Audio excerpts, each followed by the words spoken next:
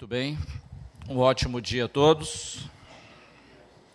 Obrigado, companheiro Virgílio, por ter nos convidado. Todos aqui sabem muito bem que nós temos um imenso prazer de vir até aqui, quando somos convidados pelo companheiro Virgílio, do Departamento Doutrinário da Casa. Esse convite foi feito na semana passada, nós estávamos, inclusive, em viagem para Vila Velha. Fomos fazer um seminário sobre esse tema, né, fisiologia da mediunidade. E aí ele nos contactou e nós, então, fizemos a proposta de, nessa manhã de domingo, analisar esse tema, o tema relativo à fisiologia da mediunidade. Nós fizemos uma adequação, porque trata-se de um seminário, e nós fizemos uma adequação para que nós pudéssemos abordar o tema na forma de uma palestra. Então, assim, eu gostaria de agradecer também a presença de todos, porque sem a presença dos senhores aqui, nós não teríamos uma razão muito específica para poder apresentar o resultado dos nossos estudos sobre esse assunto. Saudar também os nossos companheiros internautas, né, que acompanham essa palestra ao vivo, e agradecer, inclusive, as diversas manifestações que têm ocorrido nas palestras anteriores que fizemos aqui e que estão sendo veiculadas através do YouTube. E muitos companheiros, né, fazem as suas observações, e eu gostaria de agradecer, inclusive, porque fazem observações muito pertinentes, e nós fazemos revisões em função daquilo que eles nos falam, né? Muitos elogiam, outros criticam, mas tudo isso faz parte do processo. E deixar bem claro que todas as informações, todos os equívocos que eu cometo, né, os erros que eu cometo quando eu faço alguma observação aqui, alguma análise, eu levo muito em consideração. Tantas pessoas, quando eu termino a palestra, alguém chega ali, né, na hora de comprar um livro e fazer uma dedicatória, a pessoa às vezes chama em particular e fala, olha, você falou isso e tal, mas na obra tal tem uma questão a respeito. Ou às vezes o pessoal na internet fica me mandando, né, e-mails e manifestando a sua consideração lá no YouTube. Então, assim, eu analiso tudo, né, evidentemente, analiso, e levo em consideração, né, para poder a gente ir melhorando cada vez mais nas nossas considerações acerca da doutrina espírita. Esse tema é um tema bastante delicado. Gostaria de deixar bem claro aos senhores que nós não temos a última palavra acerca dessa questão, sobre a mediunidade. A mediunidade, ela vem sendo amplamente investigada, vem sendo amplamente estudada. E nós não temos a última palavra, dizer, olha, isso que eu vou falar hoje é o que nós temos de mais seguro, de mais correto e acabou. Não, não. Novas considerações poderão surgir, né, a partir dessas análises. Tem muitas questões que nós não temos ainda uma comprovação feita pela ciência oficial, então nós ficamos em uma teorização, muitas vezes, certo? Nós utilizamos de maneira bastante empírica algumas explicações, nós utilizamos, às vezes, de conceitos do empirismo científico para poder nós começarmos a entender essa questão da mediunidade. Muita coisa ainda vai ser incorporada nas considerações que nós fizermos aqui. Então, assim, nós temos muitas informações que surgiram há mais de 50 anos atrás com as obras de André Luiz. O André Luiz, ele nos possibilitou analisar a questão da mediunidade sobre o aspecto fisiológico, sobre o aspecto físico. Ele trouxe várias considerações a esse respeito, até porque, quando Kardec, no ano de 1861, lançou o Livro dos Médiuns, ele traz uma consideração muito importante e que diz em que ele diz que a mediunidade é uma faculdade orgânica. Está no Livro dos Médiuns. A mediunidade é uma faculdade orgânica. Então, ela tem sede no organismo. A sede da mediunidade é no corpo físico. E o André Luiz, nas obras, né, psicografadas pelo Chico Xavier, em que ele manifestou a sua análise a esse respeito, ele possibilitou que nós tivéssemos uma visão bem mais interativa entre a manifestação do espírito e as consequências dessa manifestação no corpo fisiológico, no corpo físico.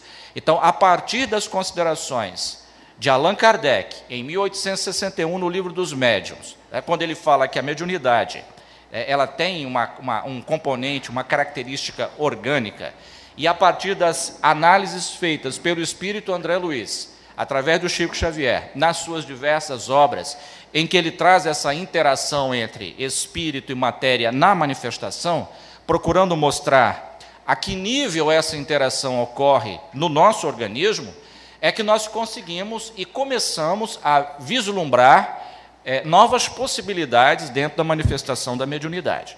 Então, nós começamos a sair do campo daquela manifestação simplesmente porque o espírito se aproximou e a pessoa sentiu um arrepio e ela ficou meio tonta, e aí começaram a se produzir fenômenos. Então, nós começamos agora a entender a que nível essa interação do espírito manifestante com o corpo físico produz essas reações que as pessoas sentem, que os médiuns sentem. E aonde é que ocorrem essas interações? Aonde é que os espíritos, eles atuam, eles sensibilizam a nosso equipamento fisiológico, né, nossa instrumentação física, para a produção dessas sensações? Por que a gente vai num terreiro de umbanda ou de candomblé e a gente vê a manifestação diferente do que acontece na manifestação mediúnica nas casas espíritas? Por que a gente vê lá o médium, né, se contorcendo, andando mancando, sentando de uma posição diferente, com todos aqueles trejeitos diferenciados pela influência do espírito? Por que o corpo faz isso? Por que na psicografia acontece essa movimentação rápida, muitas vezes brusca, nervosa, da mão, na hora que o espírito está transmitindo uma mensagem? Por que o médium vidente vê? Se tem um monte de gente em volta dele, ninguém consegue ver, e ele vê um mundo, cenas de um mundo que ninguém está conseguindo contemplar naquele momento. Então, o nosso intuito é mostrar da melhor maneira possível como é que o nosso organismo reage a essa presença dos espíritos. Por que os médiuns reagem dessa maneira? Não poderia ser diferente? A manifestação ela não teria que ser diferente? Ela não poderia vir de outra maneira, sem estar carregada desses trejeitos a nível físico? Então, esse é o nosso objetivo com o estudo. Eu tenho esse slide em outras palestras, né? Eu já trouxe aqui para os senhores. Mas esse slide ele tem um significado muito especial, e por isso que eu tenho o hábito de, dependendo da abordagem, começar analisando a partir desse slide. Nesse slide, nós temos ali o que nós poderíamos representar graficamente como sendo um espírito, né? Porque o espírito ele é definido como um clarão, uma chama, uma centelha. Mas só que, desta maneira aqui, nós não teríamos como identificá-lo. Se um espírito assim aparecesse para a gente ia olhar e falar, pô, mas quem é? Né? É o espírito quem? De quem se trata? Não tem como nós identificarmos. Mas ele possui essa segunda forma aqui, né, segundo componente, se assim podemos nos expressar, que é o perispírito, que é o corpo do espírito. Deixando claro, pessoal, que o espiritismo ele não criou, ele não inventou o corpo espiritual. Kardec criou o nome perispírito, foi cunhado por Kardec, né? Ele criou esse termo para definir aquilo que está em torno do espírito.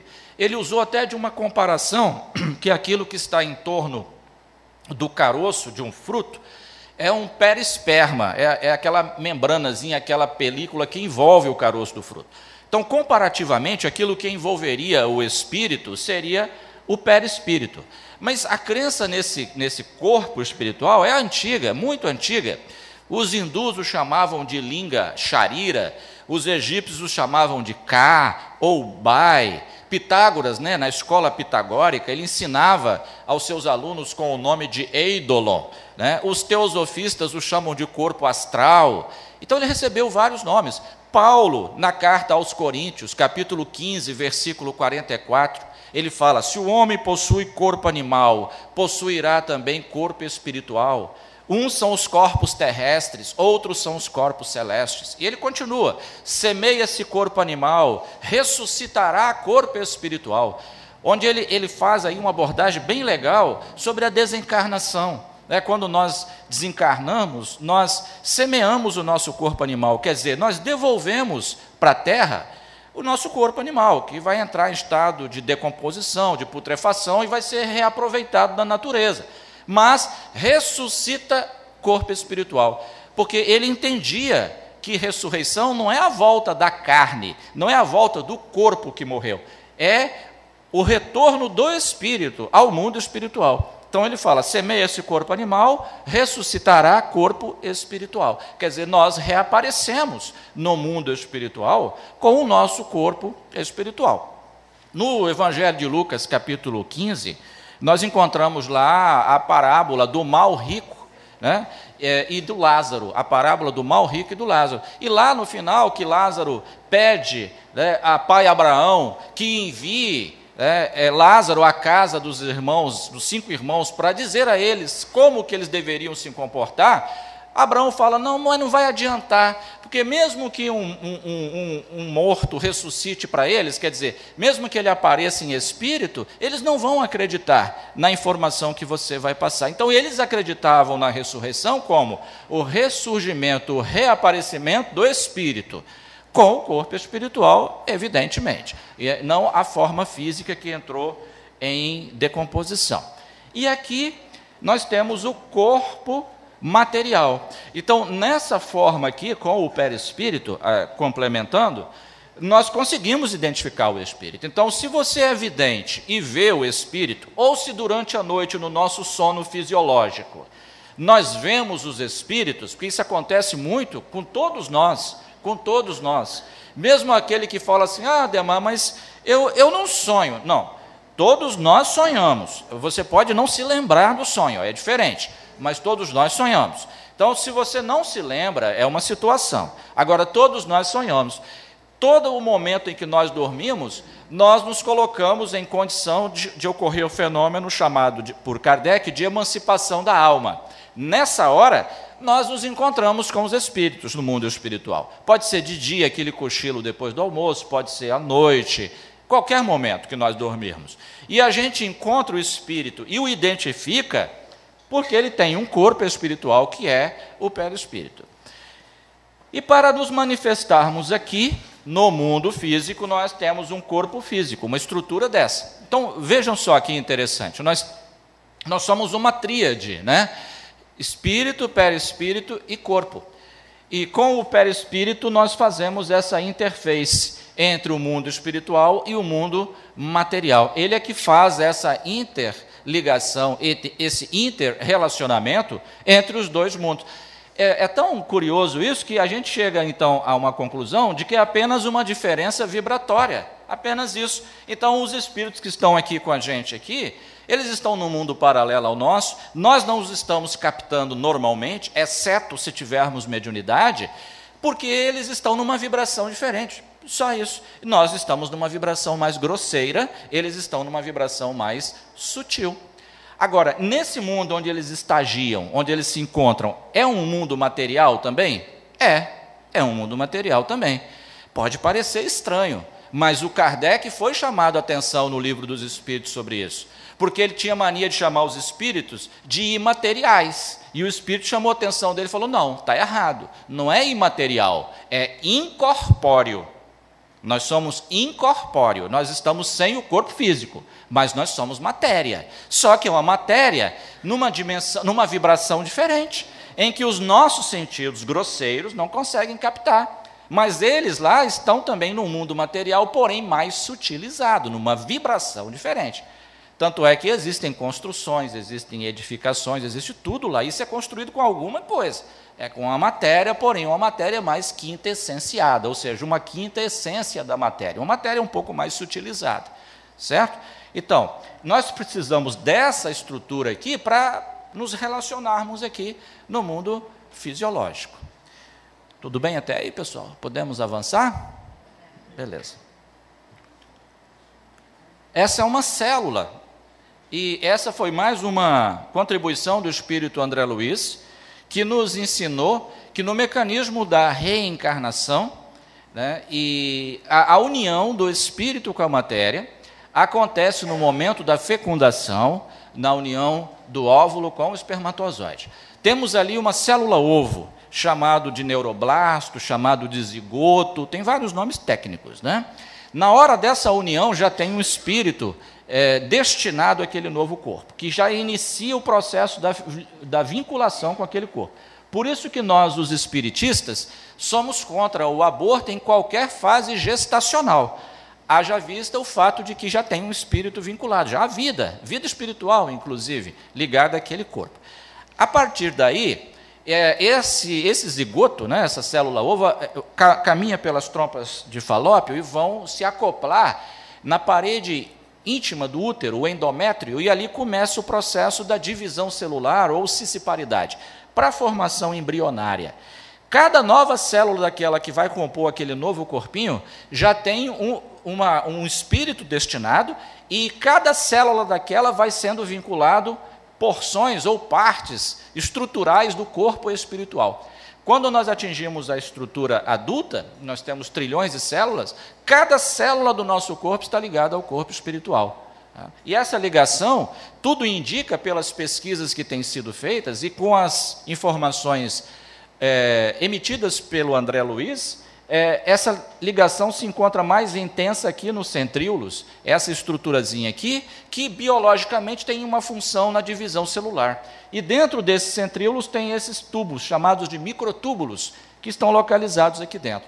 Olha que interessante, eu posso deixar para depois, Cristina, que senão eu perco. O meu raciocínio ele é meio assim, eu tenho dificuldade de parar e depois voltar. Aí, se eu interromper, aí no final, guarda aí, por gentileza, né, que aí a gente responde. Aí, no caso, o espírito fica ligado a essa estrutura, e o que mantém a adesividade, a ligação do espírito com a matéria, é o fluido vital. O fluido vital é uma energia, melhor dizendo, um combustível que nós recebemos quando nós nos programamos a voltar aqui para a Terra, ou quando é programada a nossa volta ao mundo fisiológico. É um combustível mesmo, que nos mantém durante o período que nós estamos estagiando aqui. Igual eu vim de Linhares, né? Nós viemos de Linhares hoje, então eu calculei a distância, o combustível que eu ia gastar para vir e voltar. Se eu não fizer isso, eu fico na viagem, eu fico pela estrada. É a mesma coisa, quando nós reencarnamos, nós trazemos uma cota de fluido vital. Esse fluido vital mantém a adesividade, a aderência entre o perispírito e a matéria. Daí resulta a grande dificuldade do espírito do suicida quando ele parte para o mundo espiritual. Não é um castigo que Deus impõe a ele, como a maioria das pessoas acredita. Não é isso. É porque, como ele partiu para o mundo espiritual com uma bagagem muito carregada ainda de fluido vital, ele se sente muito ligado aos despojos carnais. Por isso que a maioria deles relatam que o que mais aterroriza eles, né, é o mau cheiro da decomposição, é sentir a carne em putrefação, porque eles estão muito ligados à sua estrutura material. Então, essa informação ela é interessante para que nós possamos entender o nível da vinculação do espírito com a matéria. Aqui nós vamos partir para um campo um pouco mais técnico também, porque eu não posso falar de fisiologia da mediunidade sem abordar a questão da glândula pineal, também chamada de epífise. E aqui eu faço uma consideração que gostaria que os senhores analisassem junto comigo, que é o seguinte: na hora que nós temos a formação embrionária, as células, nesse processo da cissiparidade, da divisão celular, elas se encaminham para regiões específicas na formação de partes do nosso corpo. Então, assim, a ciência oficial, ela não sabe ainda dizer por que uma célula veio formar a unha do meu dedo. Nem sabe por que a célula veio formar o meu cabelo, ou outra foi formar um neurônio. Eles não sabem quem é que diz isso. Nós acreditamos que o perispírito seja responsável por isso, como se ele fosse o modelo organizador biológico do corpo. Inclusive, muitos estudiosos o chamam assim, MOB, modelo organizador biológico. Ele seria uma forma, um molde, e a partir dele, então, a estruturação física ocorreria. E ele é que determinaria, pela sua ascendência, para onde as células iriam e quais seriam o trabalho que elas iriam executar, a estruturação dessas células. Então, aqui, por exemplo, nós sabemos hoje, através da embriologia, que o mesmo grupo de células que vai formar o olho é o mesmo grupo que sai para formar a glândula pineal. A glândula pineal ela é estritamente ligada com a nossa estrutura ocular. Então, aqui é uma glândula pineal, tá? Vista com um microscópio eletrônico. Essas são estruturas da glândula pineal. Ela é formada por cristais de apatita. Depois a gente vai falar um pouquinho desses cristais. Então, o grupo de células que faz a formação dos nossos olhos forma também a glândula pineal. Por quê? Porque a glândula pineal ela funciona vinculada com a entrada de luz através do nosso globo ocular. Então, durante o dia, entra luz pelas nossas retinas, né? De maneira invertida, né? Aí passa pelo nervo óptico, vai até o lobo occipital, e no lobo occipital, que é uma região aqui atrás, forma a imagem. Então, quem enxerga é o cérebro, né? Não é o olho, ele apenas ele capta a energia e transmite. Só que uma parte dessa energia vai para dessa luz vai para a glândula pineal. Uma parte da luz vai para a glândula pineal. A glândula pineal está conectada via nervo óptico aos nossos olhos. Então, uma parte da luz vai para a glândula pineal. Por que isso? Porque é o seguinte, durante o dia, quando entra a luz, ela inibe a produção de melatonina, que é um hormônio que ela produz. À noite, quando estamos dormindo, ela então libera, por conta da ausência da luz, a formação, né, de melatonina que é derramada na nossa corrente sanguínea. E nós vamos ver depois alguma coisa nesse sentido. Então, essa estrutura de formação... Caramba, apertei outro negócio aqui. Ô, meu amigo, socorre aqui que eu fiz uma... Apaguei tudo aqui. Voltou. Vamos mais uma aqui. Vamos ver se agora vai. Deixa quieto. Fica aí. Às vezes a modernidade atrapalha. Aí, então, aqui, ó, nós temos essa situação. Vamos aqui à próxima. Então, falando um pouquinho mais da glândula pineal, ela recebe esse nome por causa dessa fruta. Quem gosta, né? Pinha, é uma delícia. Sabiam que esse fruto ele é um fruto composto? Cada estrutura dessa daqui é um fruto. Aqui, ó, cada pedacinho desse é um fruto. Se você abrir, lá dentro tem um canalzinho, aquilo é um ovário. Né? Então, a pinha é uma fruta composta. Cada pedacinho dessa aqui é uma fruta. Você pode olhar que ela tem várias sementes dentro dela. Né? Então, a chamada fruta composta. Como a pineal, que é essa estruturazinha aqui, é parecida com uma pinha, então ela recebeu o nome de pineal, a partir dessa comparação. Tá? Aqui é uma estrutura de um cérebro, aqui é uma região chamada de corpo caloso, então, numa extremidade eu tenho a pineal, bem pequenininha, na outra extremidade eu tenho o hipotálamo, que é essa região aqui, e abaixo uma glândula super importante, que é a hipófise. Tá? Então, essa é uma estrutura que nós temos. E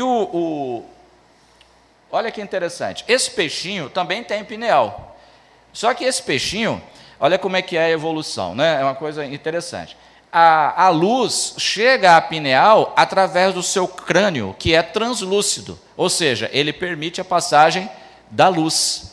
No nosso caso, o nosso crânio é opaco, ele não permite a passagem da luz. Por esse motivo, esse controle das funções da pineal teria que ser através dos olhos, porque é através dos olhos que nós conseguimos receber a luz lá na glândula pineal. Mas, no processo da evolução, né, dos seres, olha que interessante, coube, naquele processo da divisão celular, a formação dos olhos acoplada à pineal, porque a pineal teria que ser ativada pela presença da luz, e isso teria que ser feito através do globo ocular, porque a nossa caixa craniana ela é opaca, ela não permite a passagem da luz. Mas tem animais aí na natureza, como esse peixinho, que a pineal dele é ativada através da passagem da luz, através do seu próprio corpo, que é translúcido, certo? Então, só para que nós possamos entender que existe toda essa ação da luz sobre a glândula pineal.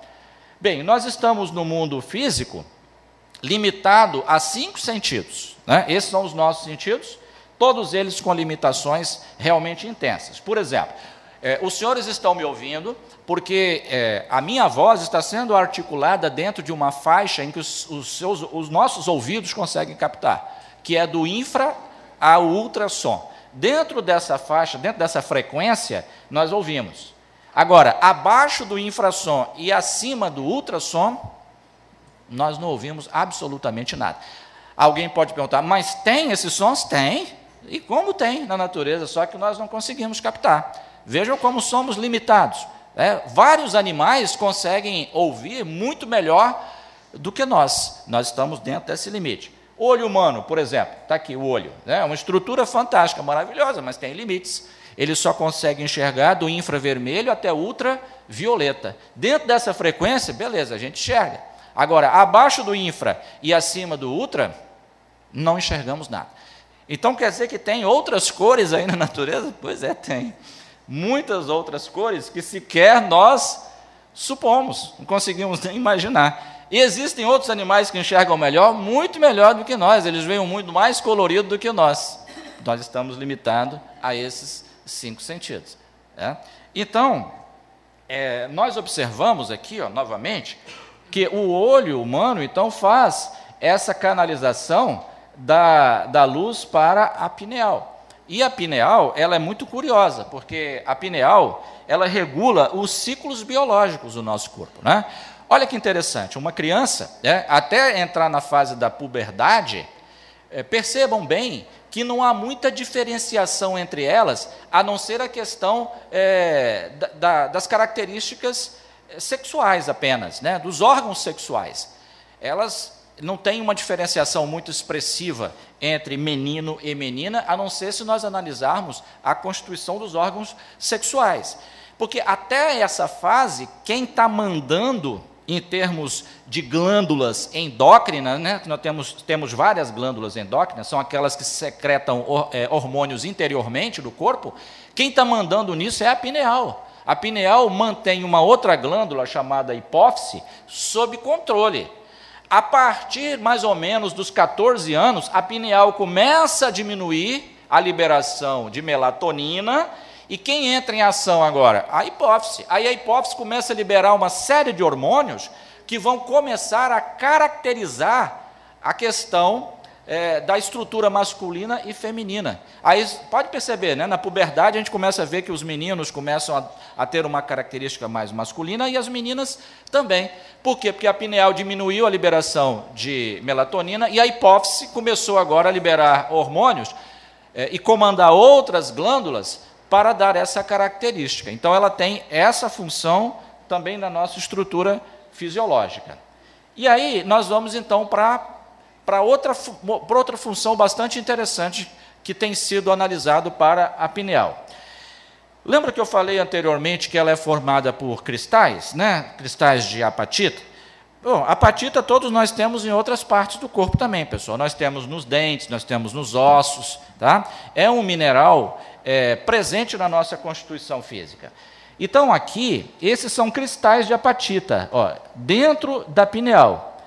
Só que, o que acontece? Esses cristais de apatita, eles são diamagnéticos. O que é um cristal diamagnético? O cristal diamagnético é aquele que, quando chega uma vibração eletromagnética nele, ele não absorve, ele repele.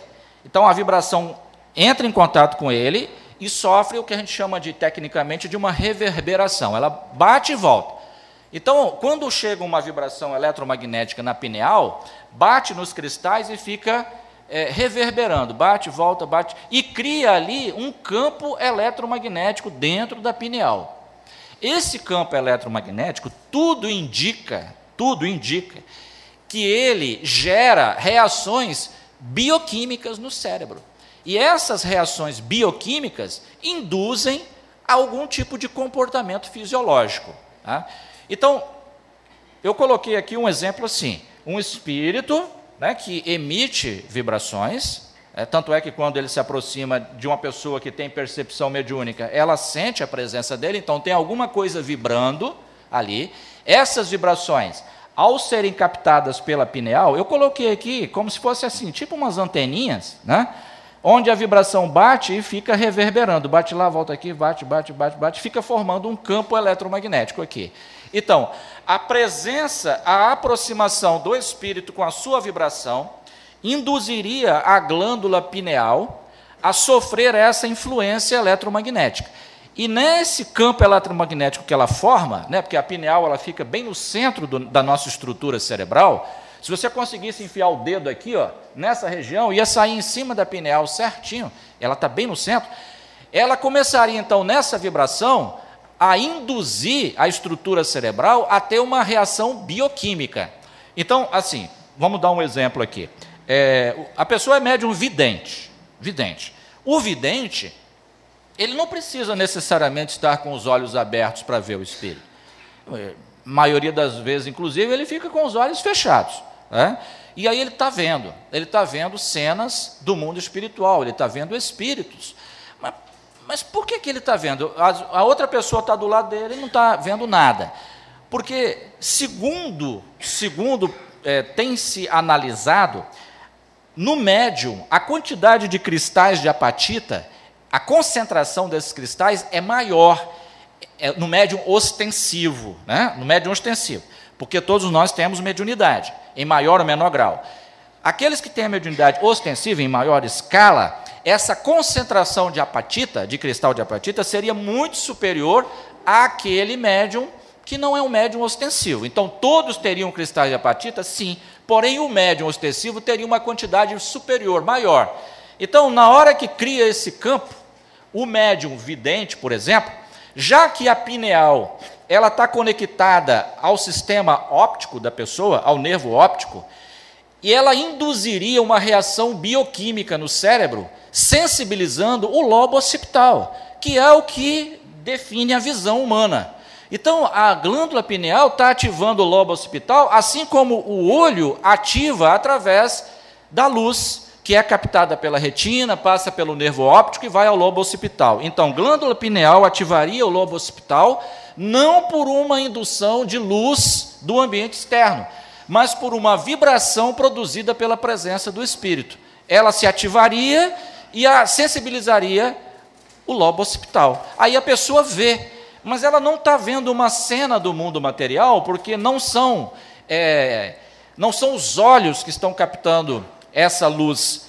Quem está captando essa vibração é a pineal através da presença de um espírito ou de uma cena espiritual que está ali próximo ao médium vidente. Caramba, complicado, né? Mas vamos em frente. Então, olha só,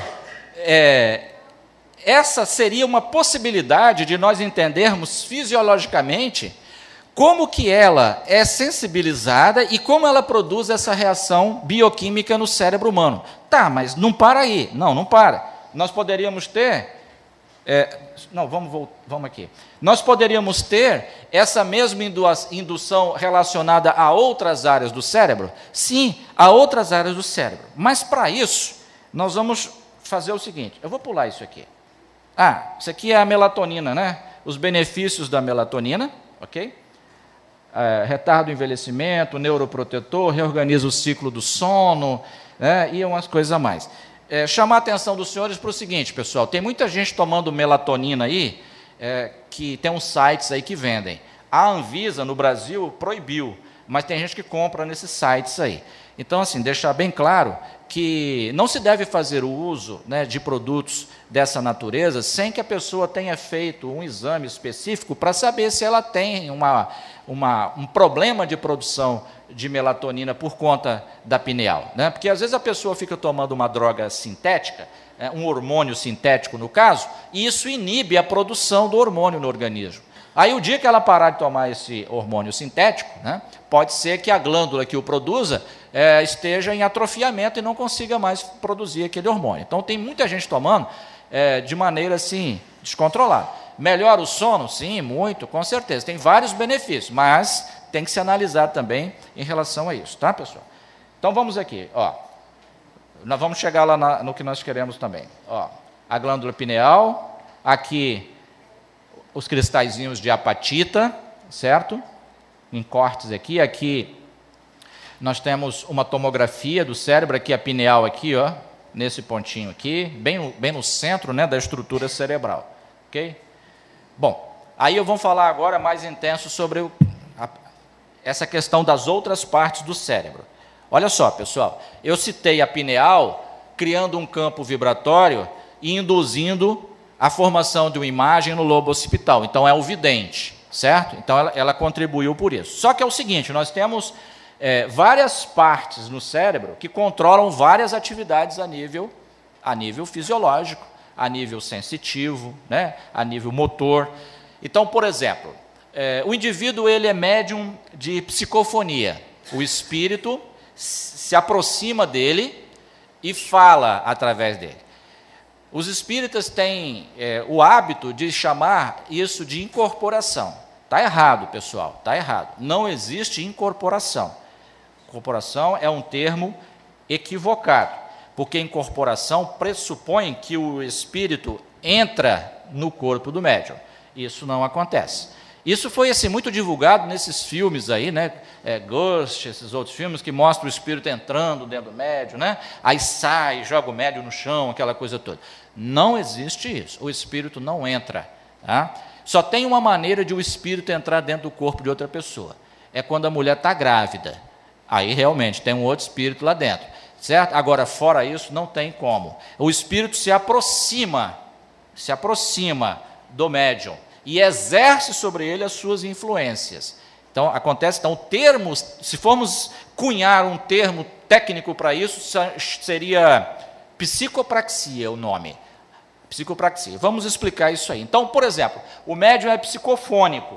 O que é o psicofônico? O espírito vai se aproximar e vai falar, vai utilizar o aparelho fonador dele. Mas, tá, e ele vai chegar e se apoderar da garganta dele? Como é que é isso? Da boca, da língua?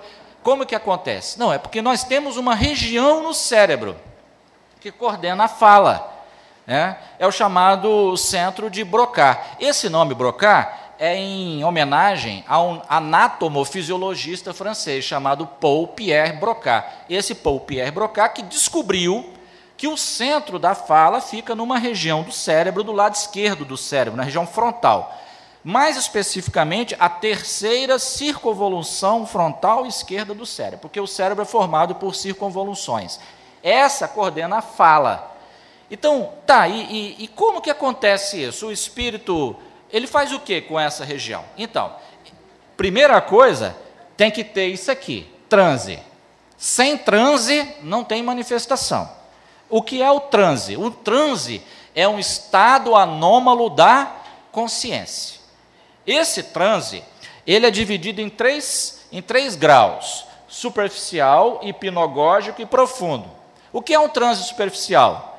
É o que a maioria dos médiuns tem. É aquele transe assim, que você está consciente de tudo que está acontecendo ao seu redor. Aí, geralmente, você fica em dúvida, fala, e agora? Sou eu ou é o espírito?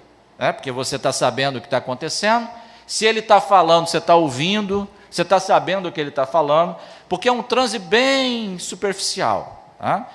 O hipnagógico é aquele transe em que o indivíduo fica entre a vigília e o sono. É uma semi-lucidez, meio grogue.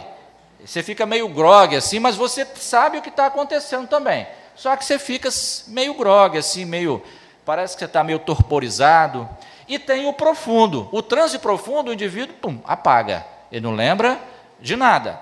Quando ele volta a si, é que ele vai se dar conta do que aconteceu. Então, o transe, ele precisa acontecer para que haja a manifestação mediúnica. Por quê? Porque no transe, nós perdemos um pouco a consciência. Tanto é que é um estado anômalo da consciência. Nesse estado anômalo da consciência, o nosso córtex cerebral, né, essa camada de neurônios que temos no nosso cérebro, na hora do transe, ele meio que desconecta você perde um pouco o controle fisiológico. Aí o cérebro, né? Aí acontece o quê? Dissociação psíquica. O que é uma dissociação psíquica? É uma emancipação mais ou menos intensa dos circuitos neurais, dos neurônios, que mantém o estado de consciência considerado normal. Então, é assim, ó, eu sou médium psicofônico, olha só, eu vou entrar em transe. Tá, e como é que a gente entra em transe numa reunião mediúnica? Prece, né? Assim, não começa com a prece? Já é um indutor de transe, né? Você começa com a prece, começa a induzir um transe. A presença dos espíritos pode induzir o transe? Também podem induzir ao transe. Você ficar em silêncio, quietinho ali, concentrado, induz ao transe? Também induz ao transe. No terreiro de Umbanda, Candomblé, o tambor batendo, aqueles cantos, induz ao transe? Induz ao transe. São elementos de indução ao transe. Na hora que o transe começa a acontecer, começa o processo da dissociação psíquica. Dissociar significa o seguinte: aquela região do cérebro começa a perder um pouco de controle fisiológico. Abre um canalzinho ali. Então, se eu sou médium de psicofonia, essa região do cérebro que coordena a fala, essa estrutura começa a perder controle. Os neurônios começam a se dissociar. E aí abre um canal de comunicação. O espírito comunicante, então, usa aquele local que eu não estou controlando momentaneamente para ele estabelecer o contato. Aí ele sensibiliza aquela área. Aí alguém pode falar, mas peraí, poxa, mas o espírito tem que saber desse trem todo? Não, isso é automático, isso é instantâneo. Nós estamos aqui buscando entender como isso acontece, mas é automático isso. Ele não precisa saber de nada disso que nós estamos falando. Nós precisamos entender como isso acontece. Ah, mas eu sou médium de psicografia. O processo é o mesmo, só que a região do cérebro que dissocia é outra. É a região que controla a parte motora. Essa região, né, que controla a parte motora, ela sofre uma dissociação. E nessa dissociação, que é a parte aqui da região frontal, na hora que sofre essa dissociação, você perde o controle momentâneo sobre os teus movimentos. Essa dissociação pode ser tão intensa que dá a psicografia mecânica, né? Mecânica, parece que o braço está escrevendo sozinho, mas pode ser um transe mais superficial também, e você sabe o que o espírito está escrevendo. Ah, mas eu ouço os espíritos. Médium audiente. Então, a região do cérebro que controla a audição, que é uma região mais ou menos extensa aqui no cérebro, ela não é muito definida, né? ela acaba incorporando partes de outras regiões, ela sofre uma dissociação. Aí você começa a ouvir sons de uma outra dimensão, que está além do infra e do ultrassom, a voz dos espíritos, ou barulhos do mundo espiritual. Você perdeu temporariamente o controle daquilo no cérebro, e aí abriu um canal de comunicação. Volto a dizer, o espírito comunicante sabe disso? Bom, pode até saber, mas a maioria não sabe. E como que acontece? Automaticamente. Como que é automaticamente? No transe. Na hora que acontece o transe, dissocia e abre o canal de comunicação. O cara é evidente. Aconteceu o transe, dissociou a pineal, reagiu com induções bioquímicas no cérebro. Ele é psicofônico, entrou em transe, dissociou, o centro de Broca sofre a dissociação, abre o canal de comunicação, o espírito vai e manifesta. Está aí no terreiro lá de Candomblé que a gente vê o espírito se arrastando para lá e para cá, mancando e aquela coisa toda. Pois é, várias regiões do cérebro dissociadas ao mesmo tempo. Por isso que o nome é psicopraxia e não incorporação. O caboclo não está lá dentro do corpo do médium. Não está, ele está do lado. Mas ele exerce influência sobre a estrutura cerebral quase que por completo. Aí o médium adquire todos os trejeitos do espírito comunicante. Mas por que não acontece isso nas nossas reuniões mediúnicas? Acontece. Só que, invariavelmente, as nossas reuniões mediúnicas, elas ocorrem sentado à mesa. Normalmente, o médium está sentado à mesa. Então, ele não fica andando para lá e para cá na sala. Normalmente, ele está sentado à mesa. As nossas reuniões mediúnicas, invariavelmente, acontecem assim. Mas, se ele sofrer a psicopraxia e você colocar ele para andar, ele vai andar adquirindo os trejeitos do espírito. E mesmo sentado, ele também adquire os trejeitos do espírito. Se for um espírito mais violento um pouquinho, ele vai dar pancada na mesa, né? Vai gritar, vai querer quebrar as coisas.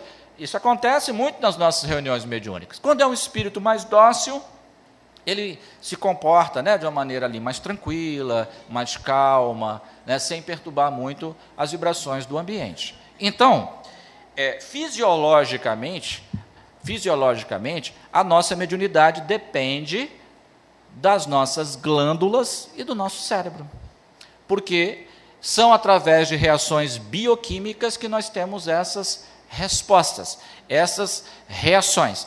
Por isso que o médium não ostensivo tem mediunidade, mas não é uma mediunidade ostensiva que se manifesta, ele sente um arrepiozinho, uma coisinha leve e tal, enquanto aquele que é ostensivo, o fenômeno acontece de uma maneira mais intensa, mais patente. Por quê? Porque esses canais de comunicação abertos durante a dissociação psíquica são canais que permitem a ação do espírito sobre aquela indumentária mediúnica de maneira mais intensificada. E aí temos, então, a manifestação espiritual.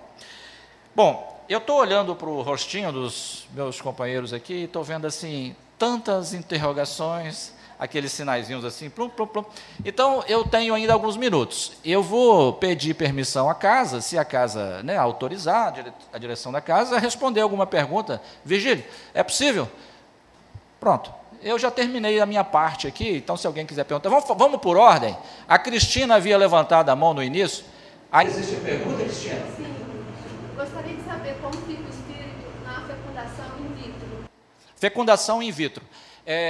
A Cristina é uma companheira aí, né, da casa, hipnoterapeuta, né, que é uma área bem interessante também, da parte de hipnose. Então, essa é uma questão bastante ainda debatida, né, muito debatida, por sinal. Eu não tenho uma resposta conclusiva, eu tenho uma análise assim, dentro do meu ponto de vista, certo? Dentro do meu ponto de vista. Então, nós temos o quê? Você tem uma fecundação extracorpórea, né? Ela é uma fecundação feita fora da estruturação fisiológica. Então, nós acreditamos na possibilidade de ter um espírito vinculado ao corpo? Sim, sim. Só que o seguinte, eu creio, isso eu estou dizendo tá, pessoal? Eu acho que a espiritualidade superior, ela saberia muito bem quando uma fecundação ela vai ser utilizada para reimplante no útero ou não, né? Porque nós temos hoje experimentações nessa área, né? Que são feitas várias fecundações, né? Várias fecundações, tem vários embriões congelados por aí, né? Em laboratórios que congelam e estão lá congelados há anos esses embriões, né? Vários, milhares deles.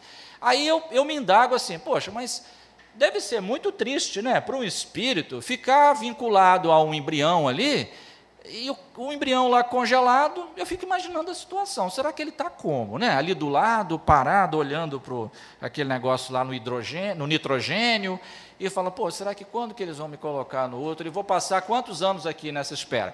Então, eu penso o seguinte, que deve haver uma intervenção da espiritualidade superior nesse sentido. Eu penso, veja bem, pessoal, depois o pessoal no YouTube coloca lá que eu falei. Não, eu estou falando uma opinião minha, não estou dizendo da doutrina, não, minha. Eu penso que a espiritualidade deve agir nesse sentido. Você tem 1000 embriões, e só um que vai ser usado, né, para ser reintroduzido na estrutura uterina. Eu acho que os outros não podem ter um espírito ligado ali, aguardando o bel prazer de um dia, ou eles serão até descartados, como acontece muito isso, né? Pode servir também ali para espíritos que estão, de repente, com problema consciencial em relação ao aborto do passado, a um processo de suicídio anterior e agora tem que passar por esse processo, também pode existir. Então, assim, eu, sinceramente, não tenho uma resposta conclusiva sobre isso. Eu penso várias coisas ao respeito, mas ainda não cheguei a uma conclusão. Estou sendo honesto com você nesse sentido. Pois não, meu amigo? Eu queria saber a composição mineral, qual nutriente que mais se manifesta nessas cristais? Apatita? Carbonato de cálcio e urânio são os minerais mais presentes. Isso. Radioatividade, né? Hã? O problema é que estabelecer o equilíbrio da radioatividade. É. Pode ultrapassar o ponto que você... Isso. Oxidei. Segundo pesquisas do Departamento de Física da Unicamp, lá de Campinas, existe o urânio e o carbonato de cálcio, que é um dos componentes mais presentes, né, na apatita. Já fizeram algum gráfico de mediunidade e concentração de urânio no sangue, no organismo humano, uma análise, sim ou não? Não sei lhe dizer. Talvez fizeram, mas eu não conheço. Estabelecer um R2 tem um ponto ótimo. Entendi, mas eu não sei se tem. Confesso que não sei. Uma questão aqui do amigo da Rede Amigo Espírita, David Figueira, de Boca Raton, nos Estados Unidos. Sempre quando eu vejo essa representação espírito, perispírito e corpo, me lembro da seguinte questão: o homem é feito à imagem e semelhança de Deus. No caso, como fica essa representação? Maravilha. Qual é o nome dele? David Figueira. David Figueira. Maravilha. Obrigado aí, David, pela sua pergunta. Então, na nossa humilde análise, nós acreditamos que nós somos imagem e semelhança de Deus em termos de possuir, cada um de nós, uma centelha divina. Nós possuímos um Deus íntimo, né?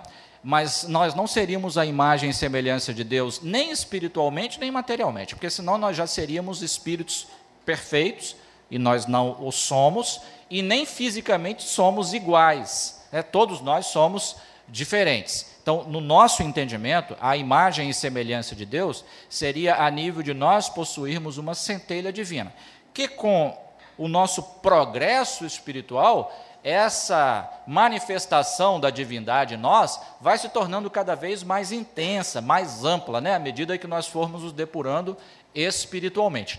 Então, é assim que nós acreditamos. Não é uma semelhança física nem moral, porque nós somos imperfeitos, e fisicamente somos todos diferentes. Será que Deus seria igual a mim ou igual a ele aqui? Ou igual a ela? Igual a ela? A ela?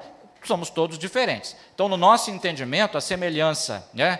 Quando se diz que Deus criou o homem à sua imagem e semelhança, seria essa questão de ordem íntima, de um Deus íntimo que nós carregamos, uma fagulha, uma centelha divina, que vai se desenvolvendo à medida do nosso depuramento espiritual. Obrigado aí, David. Bom, eu agradeço muito a atenção de todos.